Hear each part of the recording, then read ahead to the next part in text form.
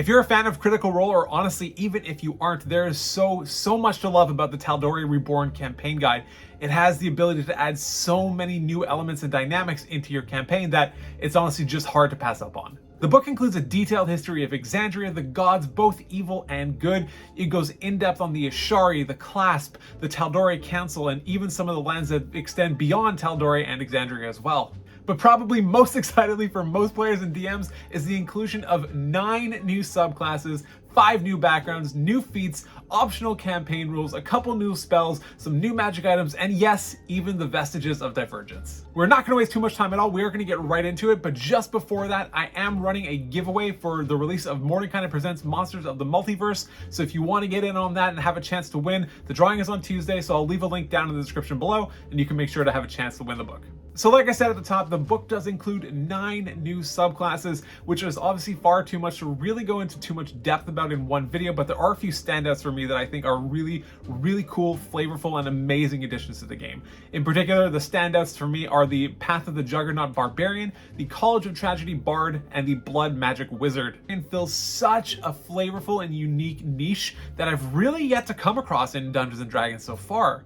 It has the ability to, on a hit, push an enemy back 5 feet, and when that's combined with its Hurricane Strike feature at 10th level, it can then leap into an unoccupied space next to that enemy, and if it's within 5 feet of one of its allies, that ally can also use its reaction to make an attack on that same enemy. I just cannot help but love the vision of just charging headlong into a battle, slamming an enemy so hard with your weapon that they push back 5 feet, then you leap further into the fray, all the while giving one of your allies the opportunity to slam into it with one of its weapons. It's just so cool. Moving on to the College of Tragedy Bards, this has got a lot of discussion recently, and honestly for good reason. The subclass is really good. The Poetry and Misery feature has been talked about a lot, as it lets you recover one use of your Bardic Inspiration dice whenever you or an ally within 30 feet of you rolls a 1 on an attack roll, ability check, or saving throw. Importantly though, it does cost your reaction to do this, but you're going to need some of these extra uses of your inspiration dice, as the class now gives you so many more ways to spend them. It's also worth noting that this feature alone is already better than the 20th level Bard Capstone. The Sorrowful Fate feature lets you change an enemy saving throw into a charisma saving throw, that you can only do this once per short or long rest, but things get really a lot spicier with the Tale of Hubris feature, which when an enemy hits an ally within 60 feet of you with a critical hit, you can then spend one of your Bardic Inspiration dice to mark that enemy, and then for the next minute or until it's hit with a crit, during that time, any roll of an 18, 19, or 20 counts as a critical hit. But it's really at the 14th level feature for me, the Nimbus of Pathos feature, that is just so insane and flavorful that I can't get over it.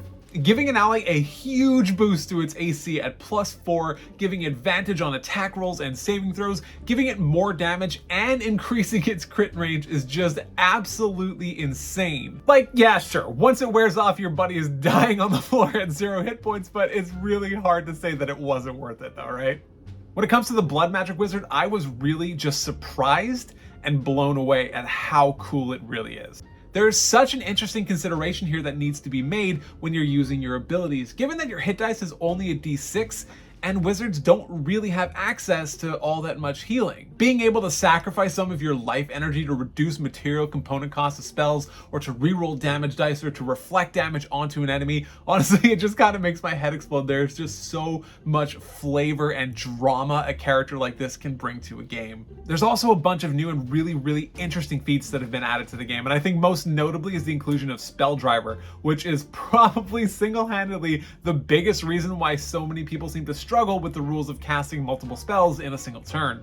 This feat that's available to spellcasters at 11th level allows them to essentially change the normal spell rules of 1 bonus action spell and a cantrip to 1 bonus action spell and 1 action spell of 3rd level or lower. This is a super powerful addition that will absolutely make spellcasters even more potent than they already are, so this is definitely one that you're going to want to watch out for if you're including it in your game. I really like the variety of the feats that they included. I think there's a lot that really fit a number of different playstyles that can really suit campaigns of so many different types. So these are definitely things to really consider and look into. When it comes to magic items, yeah, they did it. They included the very infamous Boots of Haste, but I am particularly fond of the Boots of the Vigilant, which allows you to add a d8 to your initiative roll once per day. It's really simple design, but it can totally amplify the power of a character or ensure something like a Gloomstalker gets that first super deadly round in combat. Overall, I think the items cover a really wide range of both weapons and incredibly powerful and unique and useful trinkets that will certainly have a significant impact and an effect on your game. Lastly, I want to talk about the Vestiges of Divergence. If you know Critical Role, you know that these are absolutely insanely powerful legendary items that grow in power with the player or when the player achieves some sort of a goal or a milestone. The idea here is kind of that the item grows to actually suit the user.